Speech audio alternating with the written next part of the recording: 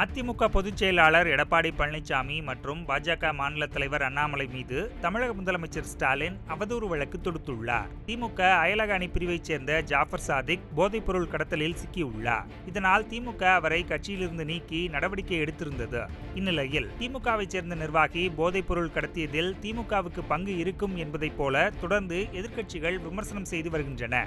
மேலும் நேற்று முன்தினம் போதைப்பொருள் கடத்தல் மற்றும் நடமாட்டத்தை திமுக அரசு தடுக்கவில்லை என கூறி அதனை கண்டித்து அதிமுகவினர் ஆர்ப்பாட்டங்களையும் நடத்தியிருந்தனர். இந்நிலையில் போதைப்பொருள் கடத்தலை திமுக அரசு தடுக்காமல் வேடிக்கை பார்க்கிறது என கூறிய அதிமுக பொதுச் செயலாளர் எடப்பாடி பழனிசாமி மற்றும் பாஜக மாநில தலைவர் அண்ணாமலை மீது தமிழக முதலமைச்சர் ஸ்டாலின் தரப்பில் சென்னை முதன்மை அமர்வு நீதிமன்றத்தில் அவதூறு வழக்கு தொடரப்பட்டுள்ளது. இதுகுறித்து தாக்கல் செய்யப்பட்ட மனுவில் முதல்வர் மற்றும் தமிழக அரசின் பெயருக்கு களங்கம் விளைவிக்கும் விதமாக இபிஎஸ் மற்றும் அண்ணாமலை பேசியிருப்பதாக தெரிவிக்கப்பட்டுள்ளது. மேலும் போதைப்பொருள் கடத்தலில் முதல்வர் ஸ்டாலினை தொடர்புபடுத்தி பேசிய இருவர் மீதும் கிரிமினல் நடவடிக்கை எடுக்க வேண்டும் எனவும் அம்மனுவில் தெரிவிக்கப்பட்டுள்ளது. செய்திகளை உள்ளது உள்ளபடி தெரிந்து கொள்ள ரெஃப்ளெக்ட் நியூஸை சப்ஸ்கிரைப் பண்ணுங்க.